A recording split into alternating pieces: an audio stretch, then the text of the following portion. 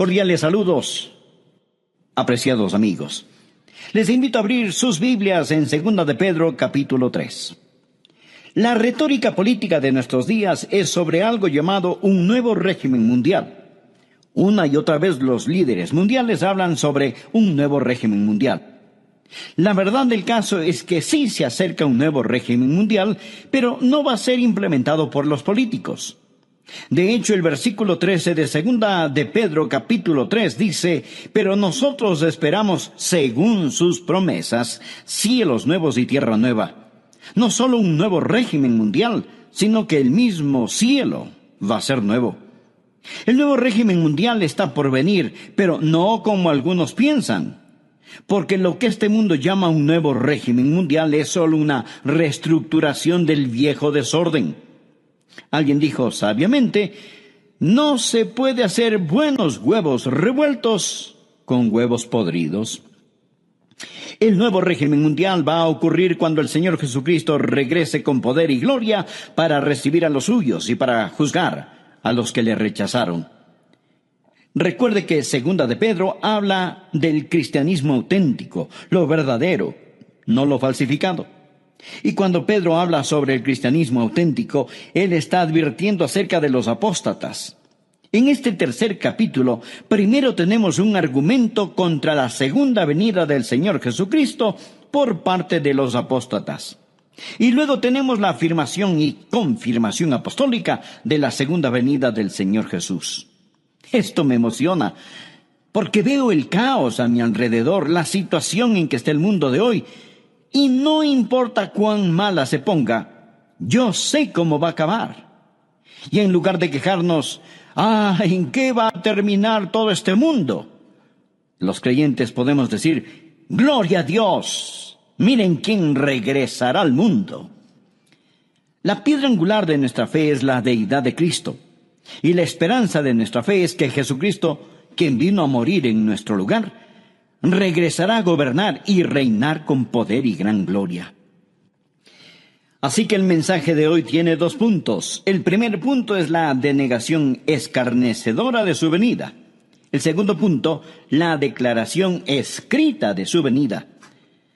Leamos juntos 2 de Pedro capítulo 3, empezando en el versículo 1. Dice: amados, esta es la segunda carta que os escribo, y en ambas despierto con exhortación vuestro limpio entendimiento, para que tengáis memoria de las palabras que antes han sido dichas por los santos profetas, y del mandamiento del Señor y Salvador dado por vuestros apóstoles, sabiendo primero esto, que en los postreros días vendrán burladores, andando según sus propias concupiscencias y diciendo, preste atención aquí, diciendo: ¿dónde está la promesa de su advenimiento? Porque desde el día en que los padres durmieron, todas las cosas permanecen así como desde el principio de la creación. Y Pedro dice: estos ignoran voluntariamente que en el tiempo antiguo fueron hechos por la palabra de Dios los cielos y también la tierra, que proviene del agua y por el agua subsiste, por lo cual el mundo de entonces pereció anegado en agua. Lo que tenemos aquí son 3 reacciones apóstatas a la segunda venida de Jesucristo. La primera reacción es una reacción emocional. La segunda reacción es una reacción intelectual. Y la tercera reacción es una reacción voluntaria. Es decir, las emociones, la mente y la voluntad se rebelan contra la segunda venida del Señor Jesucristo. Satanás odia la idea de la segunda venida de Jesucristo porque cuando ocurra, él será sentenciado. El reino del terror de Satanás se vendrá abajo. Será cuando los santos seremos honrados, glorificados y bendecidos. Por ello, el diablo ha apuntado toda la artillería del infierno contra la idea de la segunda venida del Señor.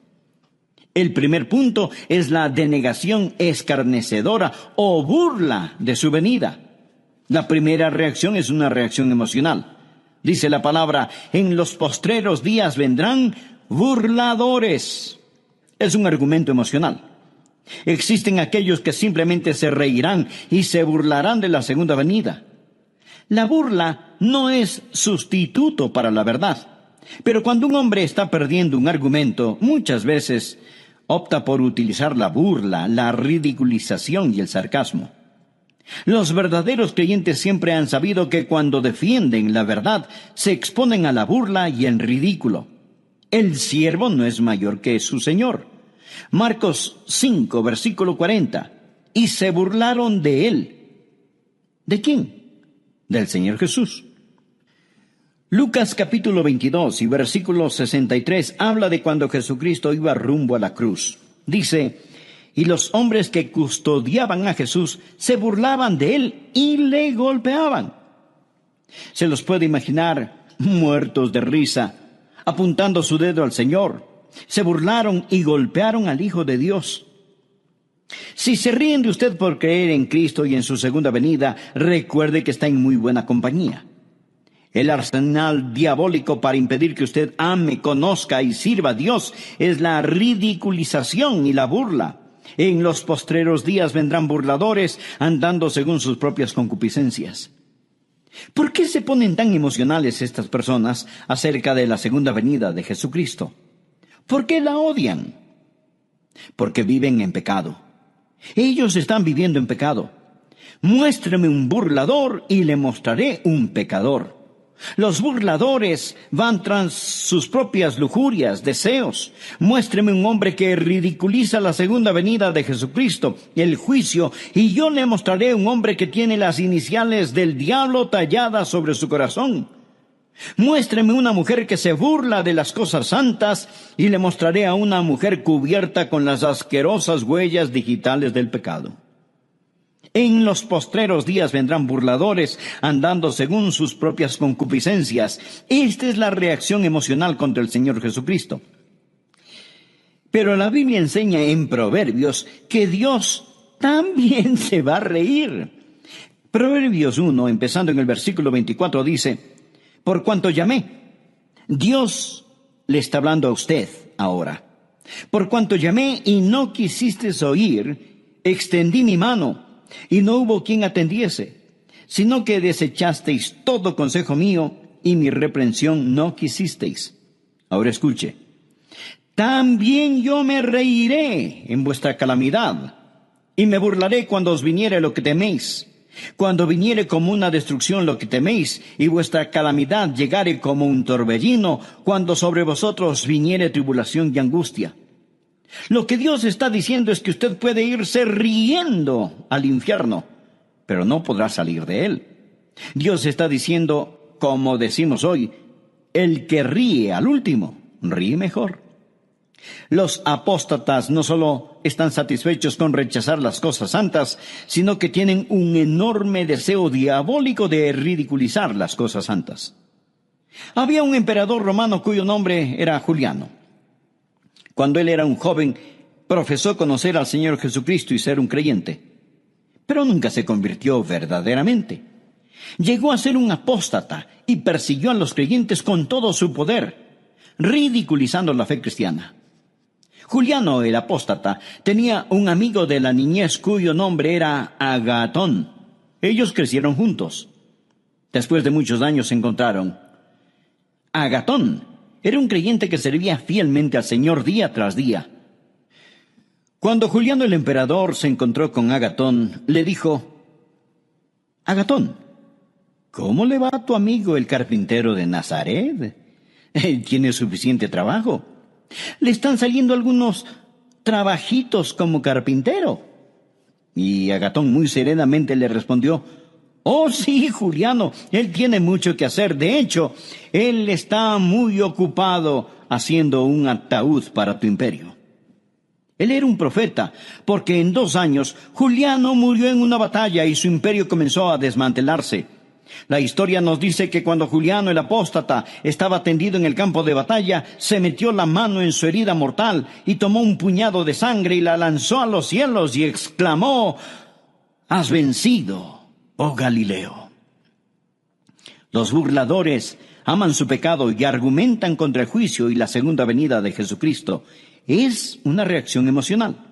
Pero existe la segunda reacción, la reacción intelectual.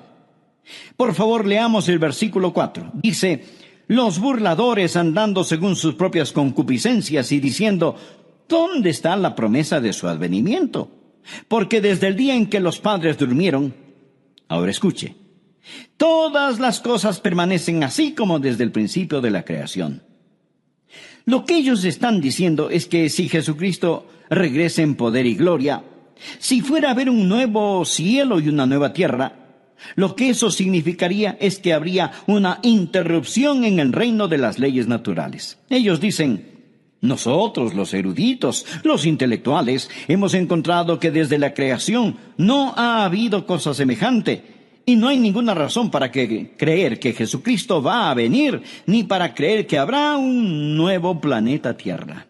Esto, amigos, es puro materialismo. Todo continúa igual. Ven la creación desde un punto de vista científico. Es una apelación a la inteligencia y aquí está el argumento. Nunca nada cataclísmico ha ocurrido y no hay ninguna razón para creer que algo cataclísmico sucederá. Porque desde el día en que los padres durmieron, todas las cosas permanecen así como desde el principio de la creación. Ellos dicen, escuche, mi bisabuelo esperaba la segunda venida de Jesucristo. Así que no se preocupen, todo continuará igual, no pasará nada. Imagínese a un niño en el tiempo de Noé. Él llega todo preocupado y le dice a su papá, papi, escuché a un hombre llamado Noé. Dice que Dios va a destruir el mundo con un diluvio y está construyendo un gran barco. Él lo llama el arca. Dice que si creemos en su Dios, nos podemos salvar y entrar en el arca cuando venga el diluvio. Y el papá, riéndose, le contesta, hijo, recuerdo que cuando yo era niño, ese viejo loco de Noé estaba construyendo esa arca y me contó la misma historia. Y yo me fui a casa asustado y se lo dije a mi papá y mi papá me dijo que su papá, su bisabuelo, también escuchó al viejo Noé contar la misma historia. Hijo, olvídate de esa tontería. Nadie jamás ha visto un diluvio. No existe tal cosa. Desde los tiempos de tus bisabuelos todo sigue igual. Así que existe la reacción emocional. Los pecadores que siguen sus propios malos deseos. Existe la reacción intelectual. Toda cosa continúa exactamente como fue. Nunca ha habido un cataclismo, nunca habrá un cataclismo. Existe también la reacción voluntaria. Por favor, note el versículo 5. Estos ignoran voluntariamente. Son voluntariamente ignorantes. Esta gente no quiere saber, ni quiere entender. Porque si admiten la verdad de que Jesucristo va a regresar en juicio, esto significa que tendrán que cambiar su estilo de vida. Piensan que si de algún modo cierran sus mentes y sus corazones a esta verdad, todo estará bien. En eso se parecen a las avestruces. Esconden su cabeza en la arena. Son voluntariamente ignorantes. Ellos no quieren saber. Y no pueden encontrar a Dios por la misma razón que un ladrón no puede encontrar a un policía. Juan capítulo 3, versículo 19 dice, la luz vino al mundo y los hombres amaron más las tinieblas que la luz. ¿Por qué? Porque sus obras eran malas. Mi amigo, el mundo está lleno de ellos.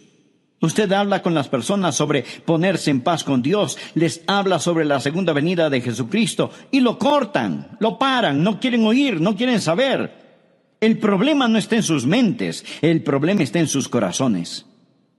Romanos capítulo 1 habla de ellos que detienen con injusticia la verdad. Son voluntariamente ignorantes.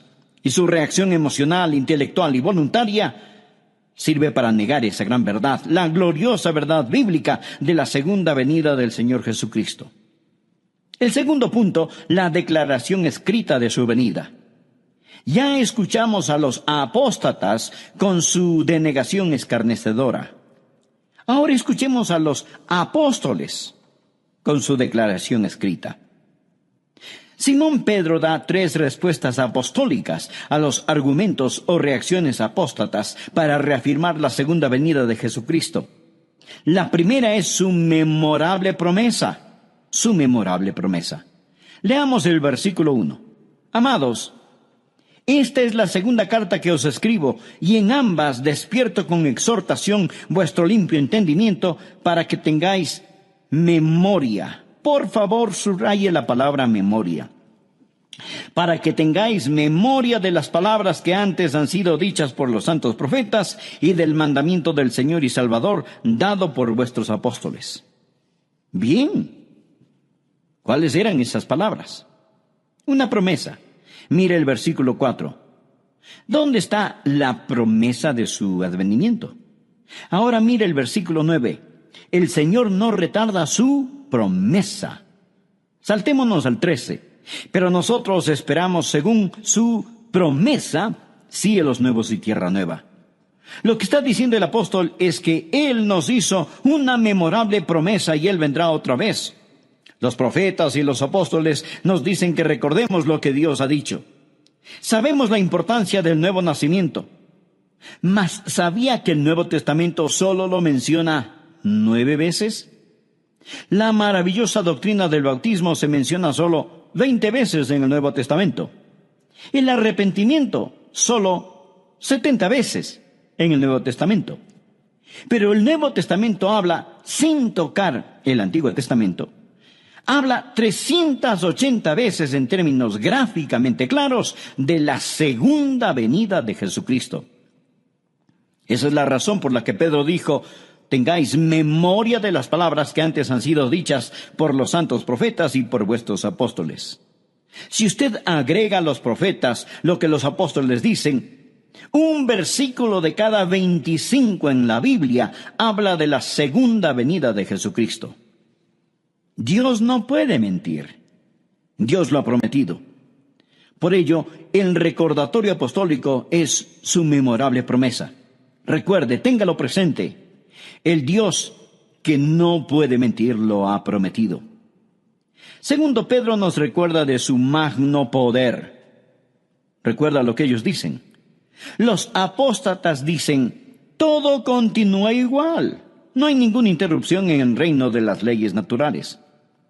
Pedro les responde: ustedes son ignorantes por su propia voluntad de 2 cosas. La primera aparece en el versículo 5. Estos ignoran voluntariamente que en el tiempo antiguo fueron hechos por la palabra de Dios los cielos y también la tierra, que proviene del agua y por el agua subsiste, por lo cual el mundo de entonces pereció anegado en agua. Ahora Pedro les dice: mire, señor escéptico, mire, señor apóstata, usted dice que nunca nada cataclísmico ha ocurrido. ¿Y qué de la creación? Dios habló y fue hecho. Dios con su palabra creó el mundo y los universos. Él habló y se hizo. Con su palabra suspendió la luna, el sol, las estrellas. Dios lo hizo todo por medio de su palabra. Pedro les está recordando sobre el magno poder de Dios.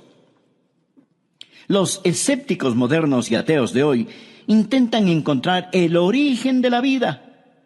Pero no nos preocupemos del origen de la vida. Vamos más allá. Hablemos del origen de la materia. Usted dirá: bueno, la vida empezó espontáneamente en alguna sopa prebiológica, pero ¿de dónde salió la sopa prebiológica? Amigo, de la nada. Nada sale. Por medio de la palabra de Dios todo fue creado. Dios con su palabra ordenó la creación, pero también ordenó un cataclismo. Verso 5. Estos ignoran voluntariamente. Primero, habló para la creación. Que en el tiempo antiguo fueron hechos por la palabra de Dios los cielos y también la tierra que proviene del agua y por el agua subsiste. La segunda vez habló para describir el cataclismo. Por lo cual el mundo de entonces pereció anegado en agua. La palabra anegado o inundado es de donde tomamos cataclismo. En el griego suena como cataclismo. Dios con su magno poder hizo la creación y con su magno poder lo sacó del cataclismo. Pedro dice: no digan que Dios no puede cambiar la historia, que todo siempre sigue igual. Enfrenten los hechos. Y si tratan de explicar la creación sin un creador, son voluntariamente ignorantes, simplemente ignorantes. Piénselo. Es completa estupidez pensar que de la nada todo salió. No solo la memorable promesa, sino el magno poder de Dios. En base a esto, Pedro empieza a defender lo que Dios ha hecho y que lo hará de nuevo, pero esta vez no con agua, sino con fuego.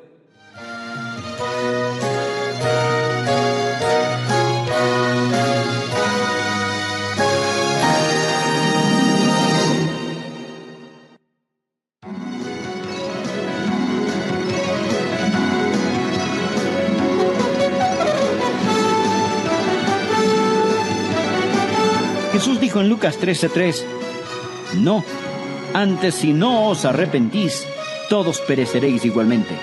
Pero el Señor no quiere que ninguno perezca, sino que todos procedan al arrepentimiento.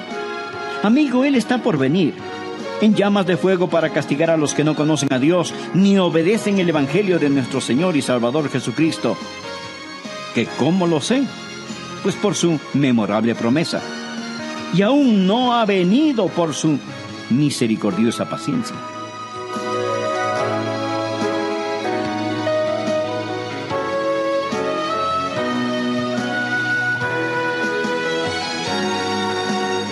Aquí estamos nuevamente para acompañarle con El Amor que Vale. El profesor y pastor Adrián Rogers, en la voz del pastor Lenín de Llanón, nos trae hoy la segunda parte del tema, el nuevo régimen mundial. El nuevo régimen mundial está por venir, pero no como algunos piensan, porque lo que este mundo llama un nuevo régimen mundial es solo una reestructuración del viejo desorden. Alguien dijo sabiamente, no se puede hacer huevos revueltos con huevos podridos. El nuevo régimen mundial tomará lugar cuando el Señor Jesucristo regrese con poder y gloria para recibir a los suyos y para juzgar a los que le rechazaron. Recuerde que Segunda de Pedro habla del cristianismo auténtico, lo verdadero, no lo falsificado. Cuando Pedro enseña acerca del cristianismo auténtico, él está advirtiéndonos acerca de los apóstatas. Soy Milton de los Santos y desde ya le invito a continuar este estudio en Segunda de Pedro capítulo 3, desde el verso 1 hasta el verso 13.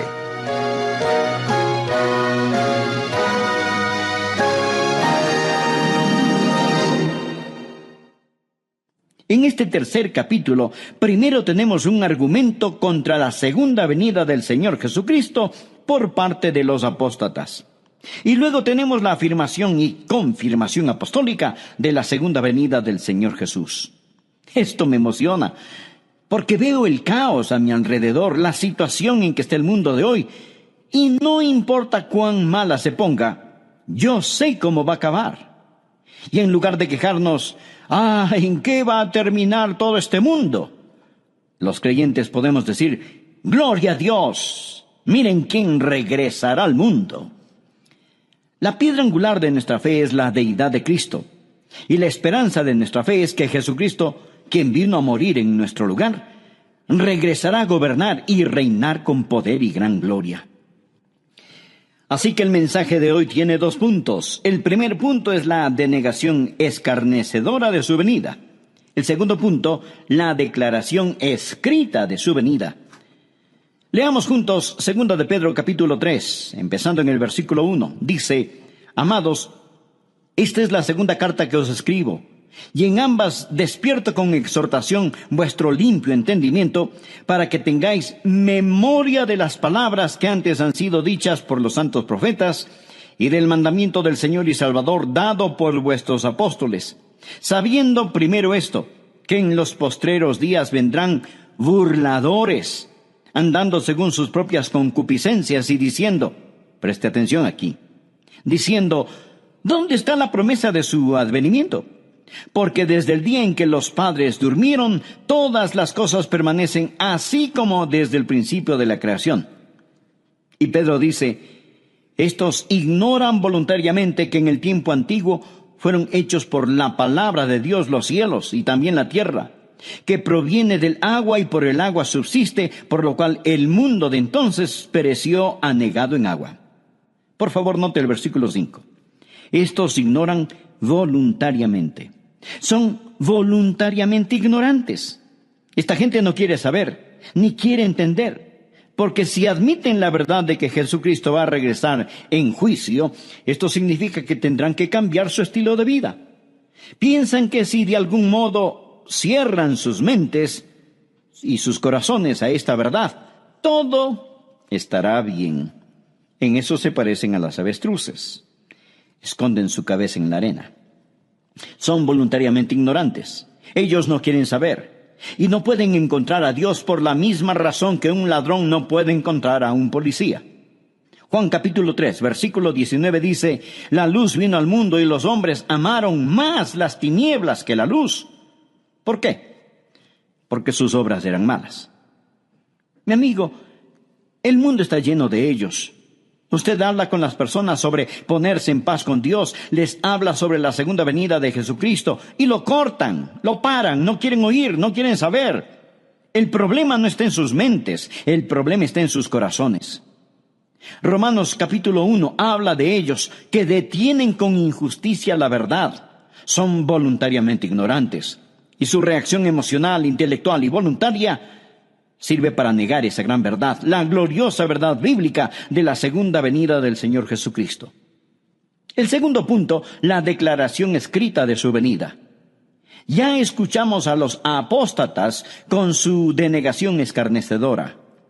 Ahora escuchemos a los apóstoles con su declaración escrita.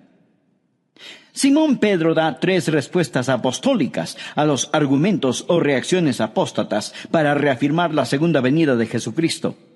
La primera es su memorable promesa. Su memorable promesa. Leamos el versículo 1. Amados, esta es la segunda carta que os escribo, y en ambas despierto con exhortación vuestro limpio entendimiento para que tengáis memoria. Por favor, subraye la palabra memoria.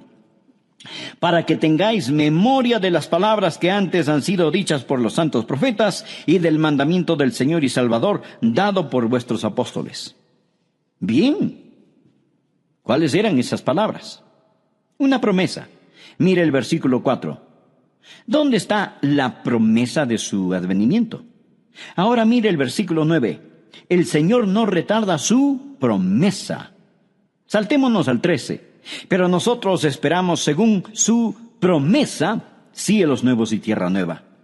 Lo que está diciendo el apóstol es que Él nos hizo una memorable promesa y Él vendrá otra vez.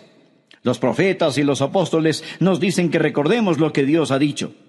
Sabemos la importancia del nuevo nacimiento. Mas, ¿sabía que el Nuevo Testamento solo lo menciona 9 veces? La maravillosa doctrina del bautismo se menciona solo 20 veces en el Nuevo Testamento. El arrepentimiento solo 70 veces en el Nuevo Testamento. Pero el Nuevo Testamento habla, sin tocar el Antiguo Testamento, habla 380 veces en términos gráficamente claros de la segunda venida de Jesucristo. Esa es la razón por la que Pedro dijo: tengáis memoria de las palabras que antes han sido dichas por los santos profetas y por vuestros apóstoles. Si usted agrega a los profetas lo que los apóstoles dicen, un versículo de cada 25 en la Biblia habla de la segunda venida de Jesucristo. Dios no puede mentir. Dios lo ha prometido.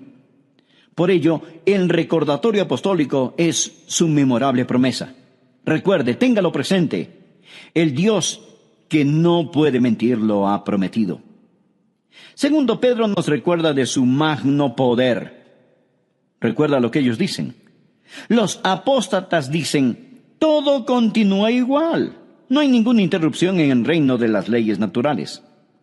Pedro les responde: ustedes son ignorantes por su propia voluntad de 2 cosas. La primera aparece en el versículo 5.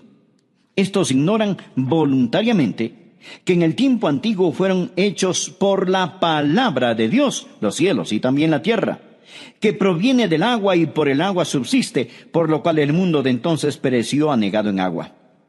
Ahora Pedro les dice: mire, señor escéptico, mire, señor apóstata, usted dice que nunca nada cataclísmico ha ocurrido.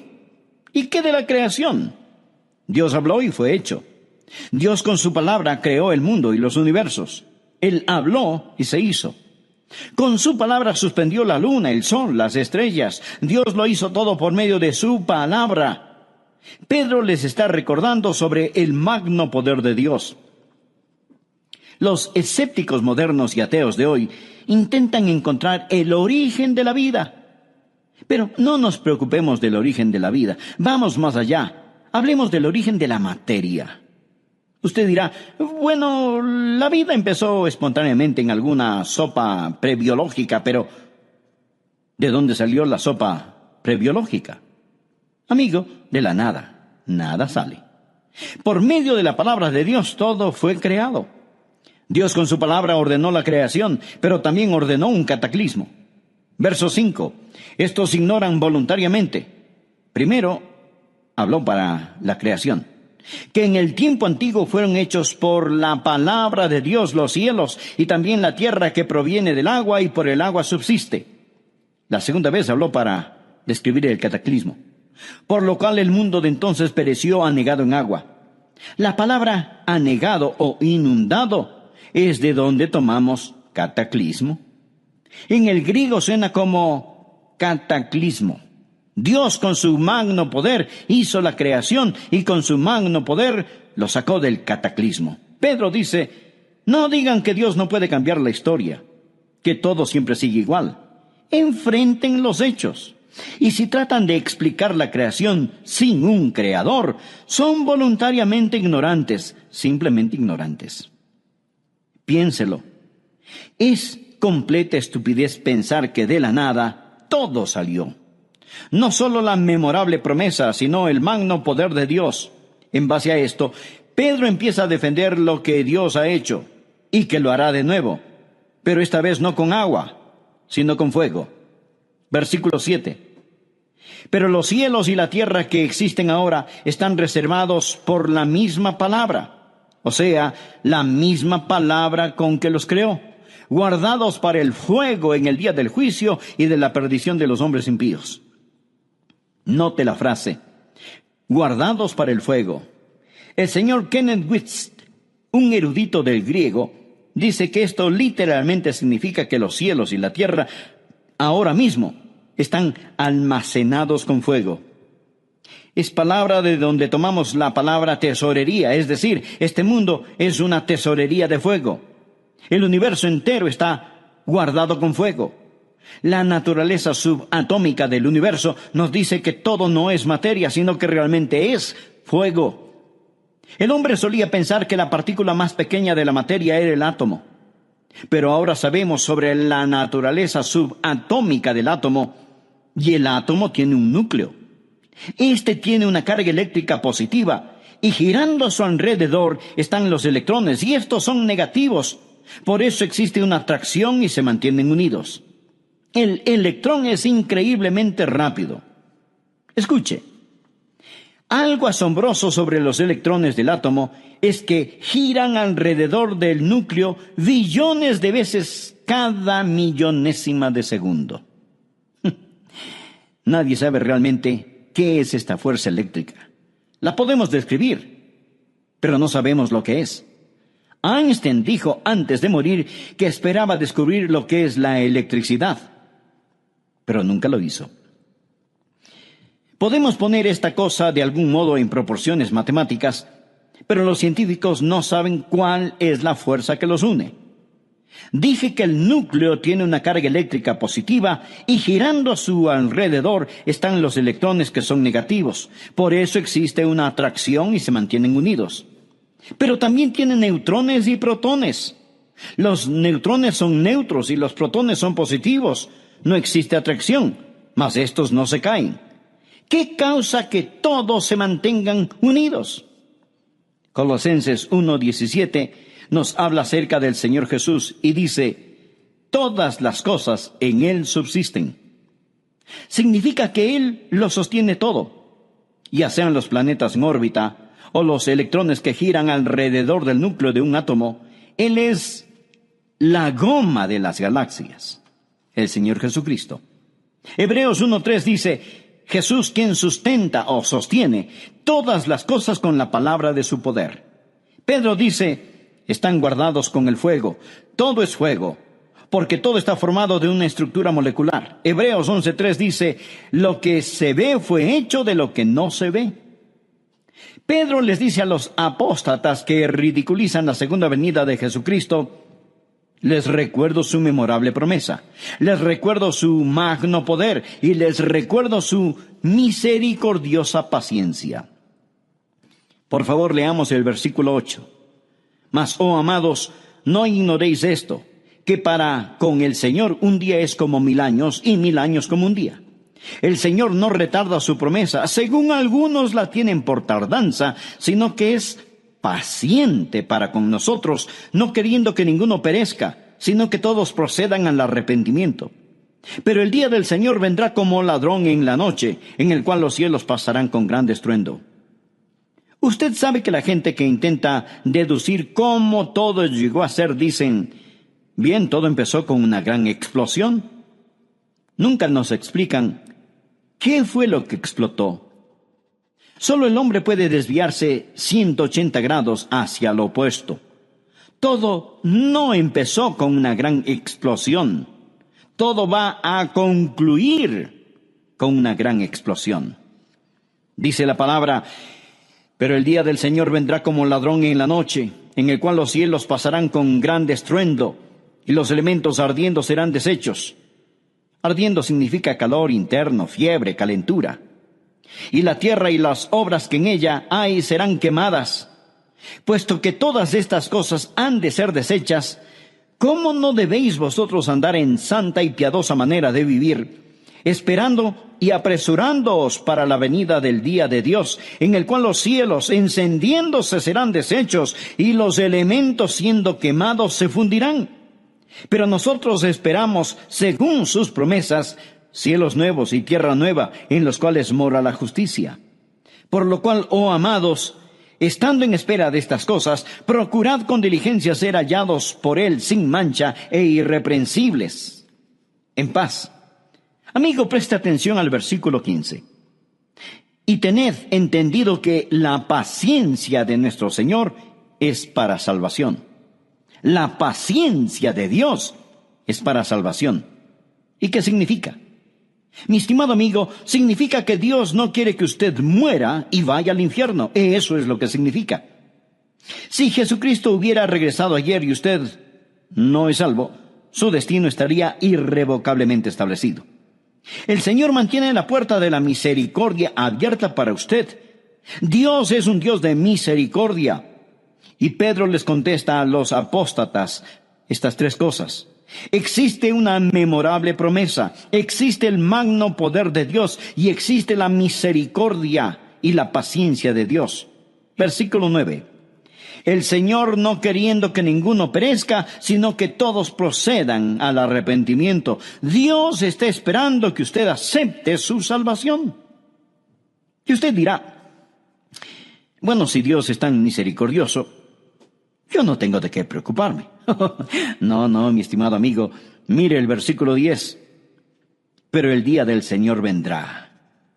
Verá, ambas, la ira y la misericordia, son atributos de Dios. Si usted dice que Dios es todo ira y no misericordia, eso es solo parte de la verdad.